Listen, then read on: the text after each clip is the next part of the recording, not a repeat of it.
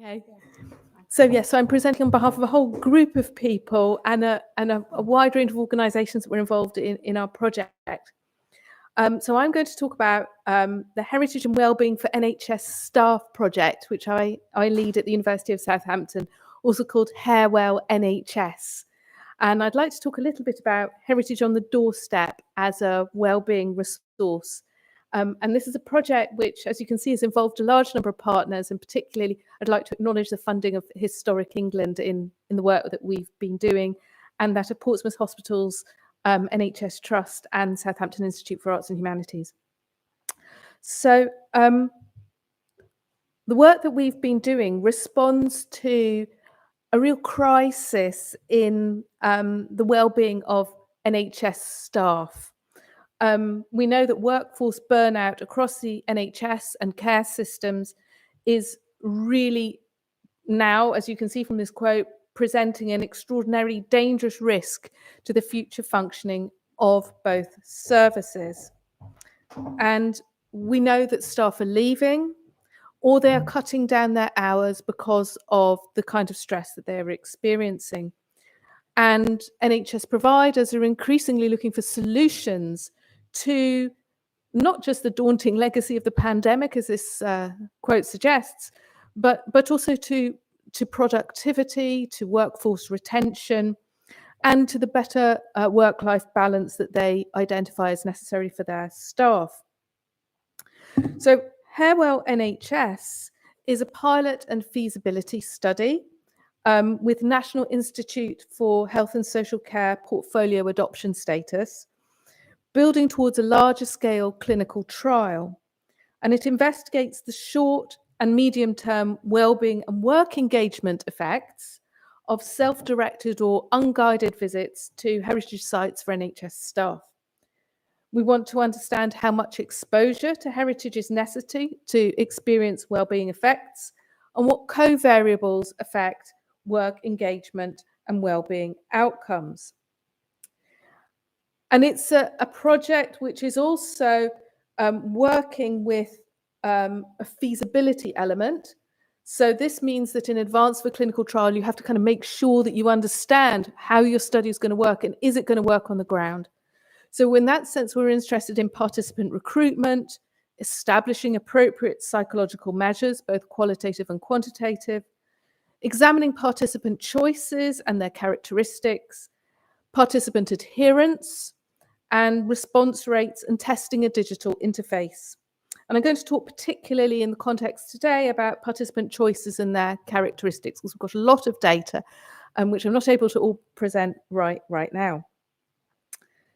So a wider aim emerging from this is to test the potential of visits to heritage sites to support public health for high-risk populations, with the goal of preventing individual and systems crisis. We want to improve work engagement and reduce referral rates. So our project is operating upstream from social prescribing because it's preventative in nature, and it's enabling support for a group of people who up till now have not had any support. So our participants are 298 high-risk members of staff working at Portsmouth Hospitals University NHS Trust, or PHU, who do not yet meet clinical thresholds for mental health intervention, but who have self-reported levels of low well-being, and they self-refer to the project.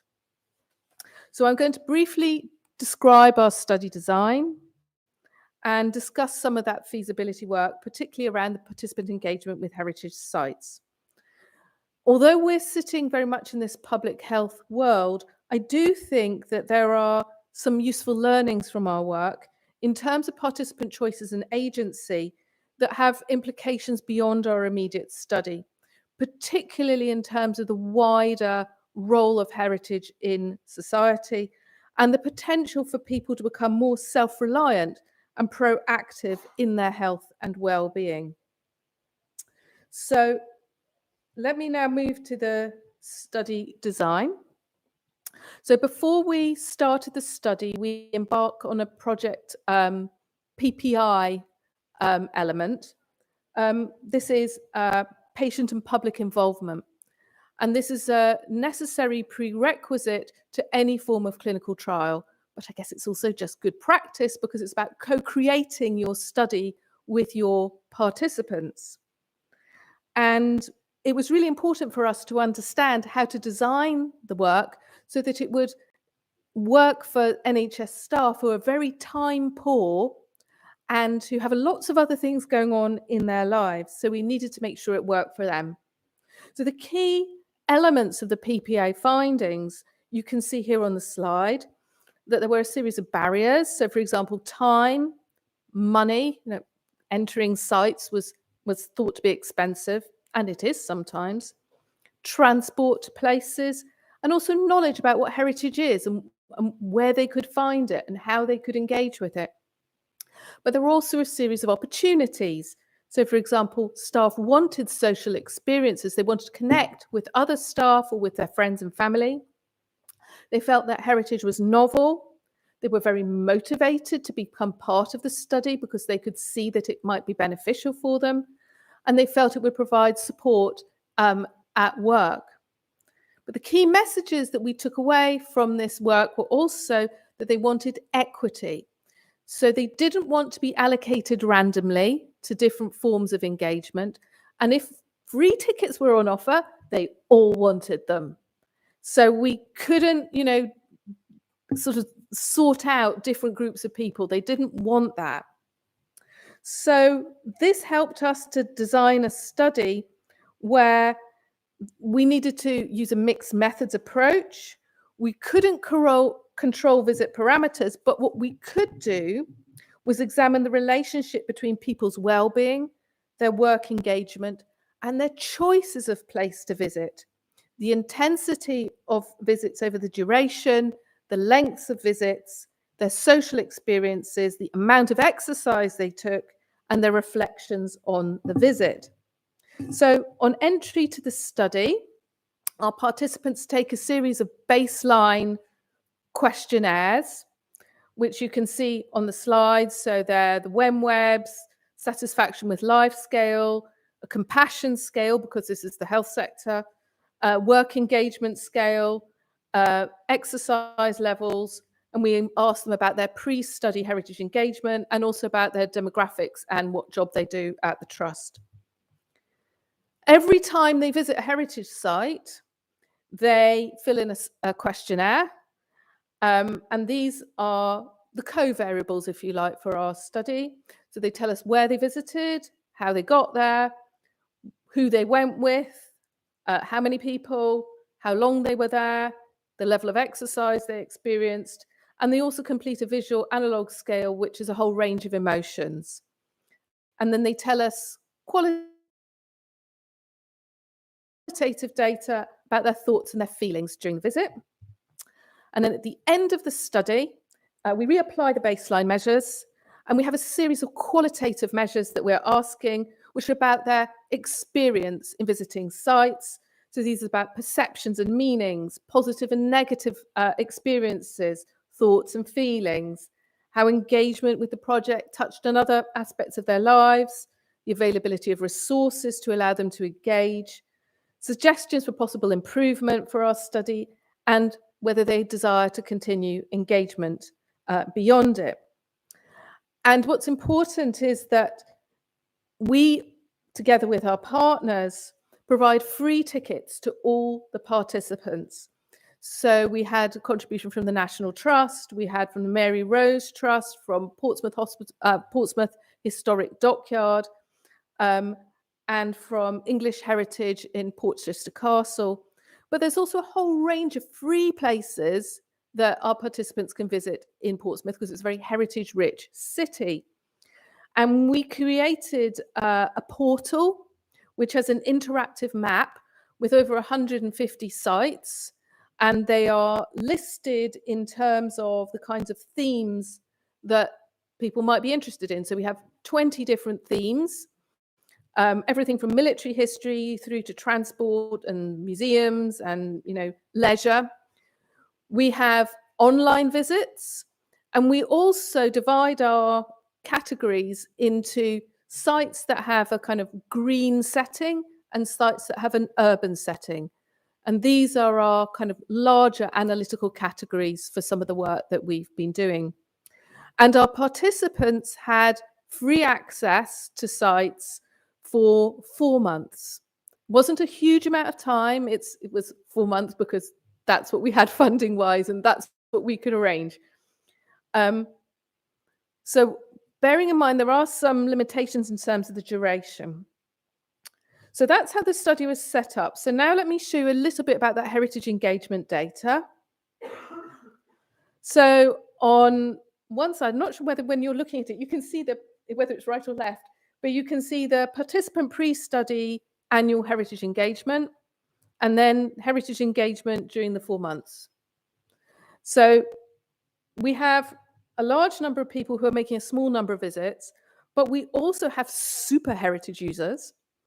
And we can see that 23% of participants made 5 or more visits during the study, compared to 1% making 5 annual visits pre-heritage intervention.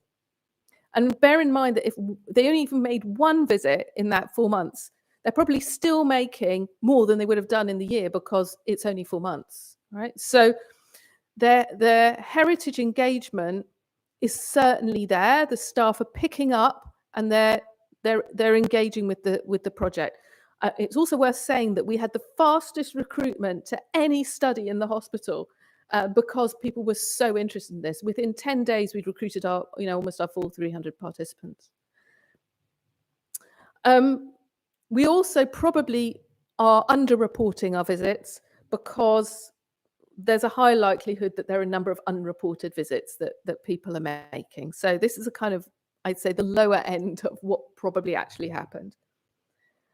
We would probably want to increase the duration of our study to allow more time for visits, because one of the feedback that we got was we didn't have enough time in that 4 months, and the weather wasn't great. It's also worth noting that when the study took place was a period of strikes and critical incidents and a lot of stuff going on in the health service. So the fact that people were actually taking time to go and visit heritage sites was actually quite a big thing for them, and it was for the hospital community more generally. So these are the top 20 sites out of our 155 sites that people went to visit. The top ones, I think it's not surprising, are the ones that they would have had to pay. So they were taking the opportunity to go to places they wouldn't otherwise have been able to go to. And you can see that some of the feedback really reflects this. Paying was an enormous barrier. And particularly for those people who had families, it's very expensive. Our tickets allowed staff to bring friends and family. And this was important for us in terms of the study because we wanted to know what social aspects were doing for their well-being. And staff had also told us that they wouldn't go alone anyway. So we needed to build that in. And it was really, really positive. But they also told us that they didn't have a lot of time. And as I said, the weather was rubbish. But within these sites, there are also a large number of free sites. And so one of the questions for us was, how far are they traveling? And to what extent are they making use of that heritage on their doorstep that we had created in the portal? And how different was their engagement with urban and green sites and online? So I'll turn to those now. So there was a difference between the engagement with these 3 categories of sites. That difference was primarily because of the online component. Now, in our portal, the way that the portal worked was that you clicked on a site that you selected from your map and it had some information and you could decide you were interested in it, and you add it to a kind of basket of sites. Those are what we called intended visits. Once you'd been to a place, You clicked on it and it went into your I've made an actual visit, and it popped up with a questionnaire that you then fill in. So it was pretty simple as an interface for somebody to use. But what it enables us as a study team to do is look at the difference between intended and actual. So that enables us to think about what barriers there are to places and what enablers there are for places. So if we look at the difference between intended and actual visits for green settings and urban settings, we actually find there is no difference. Now that's really interesting for us because we had put in a lot of urban heritage because we thought accessing those places outside of Portsmouth would be a real barrier. But it turned out that wasn't actually the case, which suggests to us that the payment is a real issue. It's not just transport. We did get feedback about transport, but overcoming the payment barrier was a really important thing. People intended to visit a lot of online sites, but they didn't. So we think that they weren't so interested in those once they'd had a taste. And we did a bit of analysis around postcodes. So you can see here that the blue sites, the blue are the sites, or there's a whole cluster of them in Portsmouth itself, which are now obscured by these orange blobs. The orange blobs are people living in those postcode areas who visited local sites. So we've got a lot of people who are taking up that local heritage offer. And then we looked at the distance they were travelling from their homes to the sites, and we get a wide range here. So this speaks a lot to motivation, but it also speaks to the localism of heritage. So there's a combination then of heritage on your doorstep and heritage that's a little bit further away that people are engaging with. And that's really interesting because it's a mix of heritage and heritage environments that people tend to be going for. It's not one or the other. We are just doing a piece of work now looking at the predictors for these in terms of the demographics and work role and so forth. And we do think there are different predictors, but we're still in that work. So to finish off now, the Harewell NHS project is taking a novel approach to well-being through community engagement that is founded on self-direction rather than participation in a health intervention or a come to a specific place and do a particular thing. So it's about agency, building choice and well-being. And if you like, it's about creating heritage as part of a lifestyle. We're working closely in partnership with our NHS colleagues, and that's been vital to the success of the project. And our feasibility work is showing us what people can and want to visit, what their barriers and opportunities are, and how they conduct their visits. And I think it's also interesting because it's providing a model of scalability for other vulnerable groups in the health sector, including perhaps a model for self-directed social prescribing, which might be useful as social prescribing starts to reach a certain kind of capacity. So for us, what's next is we're going to be publishing the results very soon, and we'll be able to share those with you. We're working closely with Portsmouth hospitals to use the finding to support the staff, and we're working towards a clinical trial of our data.